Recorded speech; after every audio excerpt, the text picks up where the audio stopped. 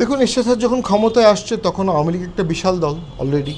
BNP Ziaur রহমানের মৃত্যুর পরে বিএনপির জনপ্রিয়তা অনেক বেড়ে যায়, বিএনপি একটি বিশাল দল।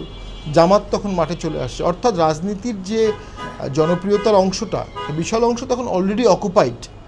তো সেখানে তারা সবাই মিলে তো এরশাদের বিরুদ্ধে আন্দোলন করেছে স্বাভাবিকভাবেই। সেই আন্দোলনে এরশাদ স্যার শক্তি প্রয়োগ করেছে এমনটা আমি বলবো না। এর পরবর্তীতে দেখা গেছে যদি এরশাদ স্বৈরাচার হয়ে থাকে, পরবর্তী প্রত্যেকটি সরকার এরশাদের থেকে অনেক গুণ বেশি স্বৈরাচার, অনেক বেশি লোক তারা মেরেছে, অনেক বেশি টিয়ার গ্যাস, অনেক বেশি গুলি করেছে, অনেক বেশি গুম করেছে সকল সরকারই। তো সেক্ষেত্রে তো এরশাদ স্যার শক্তির প্রয়োগ করেনি। এরশাদ স্যারের সময় পুলিশের গুলিতে ছাত্র মারা গেছে খুব কম, পুলিশের গুলিতে নাগরিক মারা গেছে খুব কম। টিয়ার গ্যাস ছুঁড়েছে, এটা আমরা দেখেছি, লাঠিচার্জ করেছে, আবার পুলিশের উপরও লাঠিচার্জ হয়েছে। শক্তির সর্বনিম্ন প্রয়োগ করে এরশাদ ক্ষমতায় ছিলেন। তো সেই জন্য আমি মনে করি তিনি অবশ্যই স্বৈরাচার না। তাকে স্বৈরাচার গালি দেওয়া হয় একটা পলিটিক্যাল স্ট্যান্ড থেকে, পলিটিক্যালি আমাদের কর্নার করার জন্য।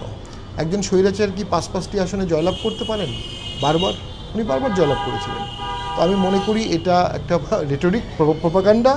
এই প্রপাগান্ডাটা আমরা যুক্তি দিয়ে আস্তে আস্তে কাটিয়ে উঠব।